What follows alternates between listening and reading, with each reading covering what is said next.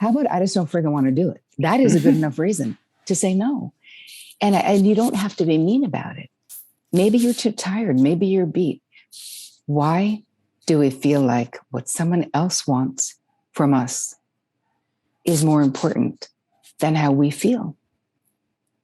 It shouldn't be, right? If you're really a self-lover, you must prioritize your wants, needs, desires, and it does not make you selfish. Sun is coming up, are you ready to go?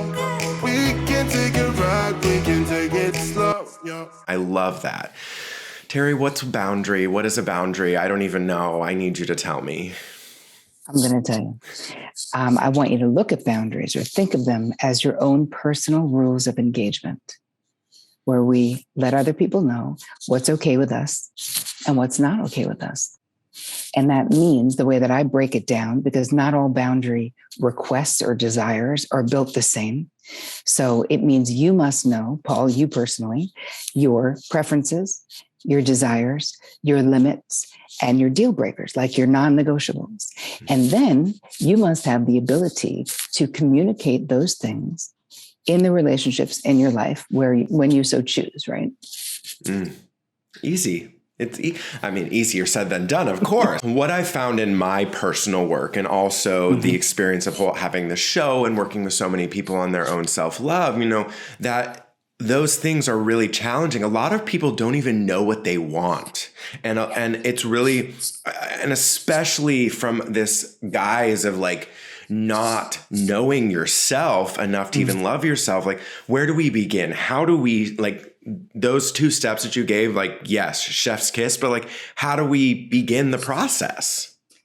Well, first, let me say, so much of the time when we're living sort of the way that we are, when we're codependent, when our boundaries are disordered, our highest thing that we want is no conflict. We want no one to be mad. We want no problems, right? We want everything to be harmonious. And so there can only be one thing in the top spot, right? It can't be, I'm going to live this authentic life and tell the truth to the people that I love so they can actually know me. Because how can anyone authentically love you if you're saying yes when you really want to say no, because you're afraid of being rejected? They don't know you. They don't. And I mean, I've had people come into my practice, in their 6th, let's say, decade of life, being like, okay, well, I've checked all the boxes, still married, kids on track, got money, doing SoulCycle 3 times a week. I drink green juice, but is this the way I'm supposed to feel? And the answer is, if you live a life where you're checking boxes and avoiding conflict has been your main thing, keeping everything kosher, nobody knows you and it's empty as hell. And that is what is happening. So, all right, long way around the barn. Okay, so I think that the easiest place to begin, there's two things that I always suggest for people who are trying to wrap their brain around becoming a boundary boss, right? We're not changing our whole life. We're not moving to another place. How do we, in already established relationships and things in our life, what do we do? The first thing you can do is you can take a resentment inventory.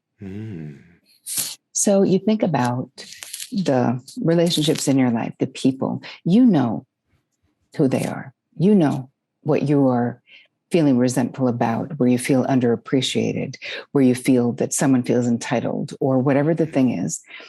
So we're going to write those things down, because what that usually means is that a boundary is either needed in that situation, a boundary that you have not talked about is being crossed, or maybe one you have tried to establish is being crossed, or some need of yours is not being met, which is why we feel resentment. So we get clear about what are the problem sort of boundary areas in my life in that respect. And you could be resentful of work. Maybe you have not had a raise in 4 years because it's just too hard for you to ask for it. You're just going along to get along, but you feel resentful. Well, that's also a boundary issue, right? Not speaking up because you're afraid. So that would be the first thing. But then the second thing, which is really, I feel like this is easier for people who are listening to be like, okay, I'm going to do this for the next 14 days. We're going to just stop the auto yes. So no matter what anyone asks you for the next 14 days, you're not saying yes, because you're going to start to learn. If you're someone who has porous boundaries, it's called, where they're two, like the pushover, the peacekeeper, the chameleon, right? Those are boundary archetypes, that you're just going to learn to say, oh, hey, I need to check with my person, my partner. I need to look at my calendar. I'll get back to you. Because here's the thing.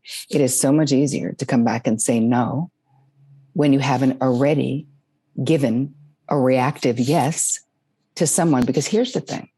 We will find a way to get out of shit. Like, you say yes, you want to say no, you're going to get a migraine on that day and be like, I don't know, I really can't do it. Because it's really hard to make ourselves do what we don't want to do. And if you do it, we'll do it begrudgingly, resentfully. And who the hell wants to live that way? You don't owe anyone your yes. You don't owe anyone your yes. You're allowed to just not want to do something too. You know, my clients would always be like, well, I feel like I need a good enough reason to say no. How about I just don't freaking want to do it? That is a good enough reason to say no. And you don't have to be mean about it. Maybe you're too tired. Maybe you're beat. Why do we feel like what someone else wants from us is more important than how we feel?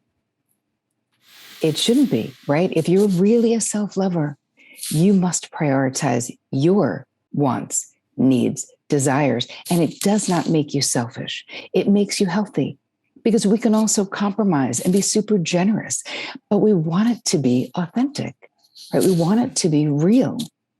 So I think we've been sold a bill of goods when it comes to boundaries, where people are like, if you have good boundaries, oh, I know someone, she has great boundaries. She's all, no, my way or the highway. I'm like, that person does not have good boundaries. That person has rigid boundaries, which are just as dysfunctional, right? That's too harsh boundaries, just as dysfunctional as having porous boundaries, which are too loose. Healthy boundaries are right there in the middle, where each individual situation we can handle, but that we regularly tell the truth about how we feel and what we want and what our preferences are. It's like, why do we think, like so many, especially female clients, would come in and be like thinking that, you know, saying, you know me, I'm easy, no fuss, no muss, like, you know, whatever you guys want to do, that somehow having no opinion or being easy is like this amazing thing. Where what you're really doing is not allowing the people in your life to more intimately know you. When you say to your person, you know, I really didn't like that restaurant that we went to. I didn't love the food. It wasn't like my thing. When they suggest it again, what, do you own the restaurant? Do they own the restaurant? Who cares? But tell the truth. Or you keep going to a friggin' restaurant where you don't like the food for like the rest of your life. Why do we put ourselves in those positions? And part of it is most of us were raised and praised for being self-abandoning codependents. And that's the truth. Be a good kid, right?